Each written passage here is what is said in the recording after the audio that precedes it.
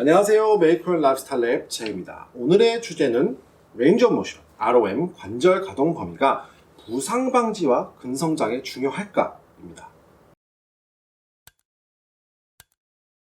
이전 저중량 고반복 실패 지점 관련 영상에서 언급했던 것처럼 근성장을 위해서는 많은 변수 요소들이 있는데 웨이트에서 수많은 요소들을 어떻게 적용하냐에 따라 새로운 훈련 방법들이 등장하기도 합니다. 많은 요소들 중에 실제로 관절 가동 범위가 높다면 운동 강도가 더 높아질 수도 있고 더 효율적으로 운동이 가능하다는 사실은 이미 잘 알려져 있죠. 그럼 가동 범위, 웨이트에서 얼마나 중요할까 한번 살펴볼까요? 2020년에 보고된 관절 가동 범위와 근육 관련 연구에서 연구진들은 가동 범위가 웨이트와 같은 운동에서 근육 적응을 최적화하는 데 중요한 변수라는 것을 잊고 있는 경우가 많다고 설명했는데요. 연구진들은 관절 가동 범위가 70도 이상일 때 평균 근육 증가가 주당 1.16% 증가했다는 연구를 설명하기도 했습니다. 그렇다고 ROM이 무조건 높다고 더 큰 근비대를 가져온 것도 아니었는데요. 연구진들은 단백질이 1회 적정 섭취량인 20에서 40g이 근육 단백 동화를 자극하지만 40에서 70g 1회 섭취가 더 큰 변화를 가져오지 않는다는 것과 같은 예시를 제공하기도 했습니다. 많은 가동 범위가 중요하지만 특히 꼭 기억해야 하는 관절 부위가 있습니다. 바로 고관절 가동 범위인데요. 그 이유는 신체 어느 부위라도 부상 위험을 높이게 될 수 있기 때문입니다. 고관절 가동 범위가 부족할 경우 어깨, 팔꿈치, 골반, 무릎 부상 위험이 전문 운동선수들에게서도 증가하는 것이 관찰되었다는 보고가 있는데요.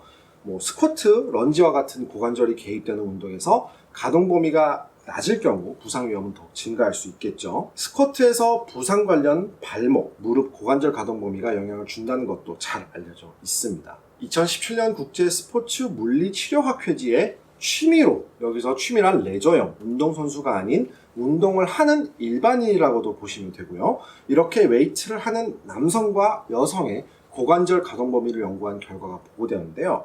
연구진들은 취미생활로 웨이트를 하는 인구의 약 25%가 부상을 입고 그 중에 어깨, 허리, 무릎 부상이 가장 많이 관찰된다고 설명했고 부상 위험을 낮추기 위해 웨이트를 하는 사람들에게는 고관절 가동 범위의 중요성이 강조돼야 한다고 설명했습니다. 그럼 관절 가동 범위가 근비대 그리고 스트렝스에 영향을 줄 수 있을까요? 몇몇 연구에서 부분 가동 범위와 풀 가동 범위를 비교했을 때 공통적으로 부분 가동 범위는 강도 발달, 즉 스트렝스에 더 많은 영향을 주는 것으로 보인다고 보고되었는데요. 2017년 진행된 연구에서 부분 가동 범위가 더 많은 중량을 들 수 있게 하는 것을 가능케 하지만 근육 손상, 쉽게 말해 근육 성장에 자극을 주는 것은 풀 가동 범위가 더 컸다고 보고하기도 했습니다. 또 반대로 2019년 같은 학술지에 일본 연구진들이 훈련된 참여자들을 대상으로 진행한 연구에서는 부분 가동 범위가 근육 내 저산소증이 더 높았으며 근비대를 풀 가동 범위보다 더 효과적으로 촉진할 수 있을 것으로 보인다고 설명하기도 했습니다. 이렇게 저희 채널에서는 한 가지 방법만이 아닌 상반된 연구들을 꼭 시청자분께 알려드리고자 하는데요. 그럼 부분 반복도 충분한지 아니면 무조건 풀 가동 범위를 가야 하는지에 대해서는 물론 우리가 운동하는 데 스트렝스와 근성장 모두 이루는 게 좋지만 우리가 헬스를 하는 가장 큰 이유, 바로 바디빌딩 스타일 운동에서는 근성장이 최우선이겠죠. 이를 위해서는 우선적으로 모든 운동에 부상이나 몸에 결함이 없다면 모든 운동을 풀 가동 범위로 해서 근육의 최대 스트레칭과 최대 수축을 하는 운동 방법이 우선적으로 적용돼야 할 거라고 저는 개인적으로 생각하고 있고요. 번외로 간간히 스트렝스나 조금 더 높은 젖산 보유 수치를 위해 조금 더 무거운 중량으로 부분 반복을 진행하는 것도 좋다고 생각합니다. 자, 근비대를 위한 가동 범위 부분이냐, 전체냐, 상체와 하체를 한번 분석해 봤는데요.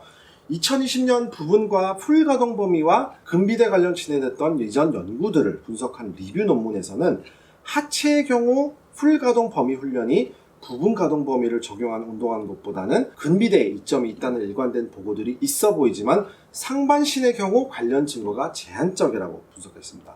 연구진들은 상반신에서 부분 가동 범위가 전체 가동 범위보다 효과적으로 작용할 수 있다는 연구는 앞서 연급한 일본 연구진들의 연구로 훈련된, 웨이트를 어느 수준 이상 하는 뜻이겠죠. 훈련된 참여자들을 대상으로 가동 범위 외에도 더 높은 훈련량을 적용해 이미 근육 손상을 초래하도록 설계되었다고 분석했으며, 그와 반대로 풀가동 범위와 부분 가동 범위 모두 근비대를 보였다는, 풀가동 범위는 근비대 증가가 9.7%였고 부분 가동 범위는 근비대 증가가 7.8%인 연구는 훈련되지 않은 참여자들을 대상으로 진행했으며 운동량이 적었기 때문에 가동 범위 외에 근육 손상을 초래하는 환경적 개입이 덜 했을 것이라고 설명했습니다.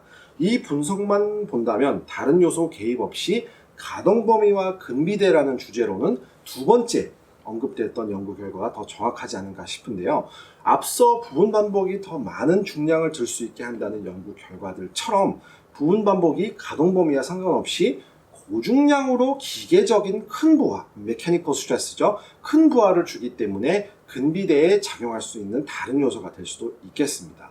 결국 부분 가동 범위도 풀 가동 범위도 근비대에는 효과적이다. 가동 범위 자체가 웨이트 근성장의 요소가 되느냐는 훈련량, 기계적 부하가 맞춰지느냐에 따라 달라지겠죠. 자, 2019년 Strength and Conditioning 저널에서는 벤치프레스 시 ROM이 풀로 가동될 때 더 큰 신경근 적응을 생성한다고 보고했는데요. 이 연구에서는 훈련받은 50명의 참여자들에게 1번은 3분의 2, 2번은 3분의 1, 3번은 풀 가동 범위로 운동을 처방한 후 비교한 결과 풀 가동 범위가 최상의 결과를 얻었다고 보고했습니다. 연구진들은 웨이트를 취미로 하는 사람들은 물론 전문 선수들에게도 풀 가동 범위가 부분적 가동 범위보다는 신경근 발달을 극대화하는 데 효과적일 거라고 보고하기도 했고요. 또 2019년 유럽 스포츠 저널지에 보고된 연구에서도 풀 가동 범위 스쿼트가 부분 스쿼트보다 더 큰 신경근육 적응에 작용하고 통증 완화에는 더 유리하다고 보고하기도 했습니다. 우리의 움직임, 힘을 쓰고 운동을 할 때 더 많은 신경 근육을 필요로 하는데요. 신경 근육은 뇌와 근육의 의사소통에 작용합니다. 운동 뉴런은 화학물질을 방출하는데 이 과정이 근육이 수축하고 움직이게 하는 작용을 하고, 실제로 신경근 훈련법은 스포츠 선수들의 성능 향상과 부상을 최소화하는 목적으로 사용되기도 합니다. 자, 운동할 때 굉장히 많은 요소들이 있는데요. 이러한 요소들을 하나씩 점검해 가면서 지금 내 운동 강도를 높일 수 있는 방법, 또는 지금보다 내 훈련 방법을 더 발전시킬 수 있는 것들은 어떤 것들이 있는지 한번 점검해 보는 것도 좋겠죠. 오늘 영상은 여기까지고요. 저는 다음에 또 유익한 영상으로 찾아뵙도록 하겠습니다. 언제나 건강하시고 든든하시고 오늘도 저희 영상 시청해 주셔서 감사합니다.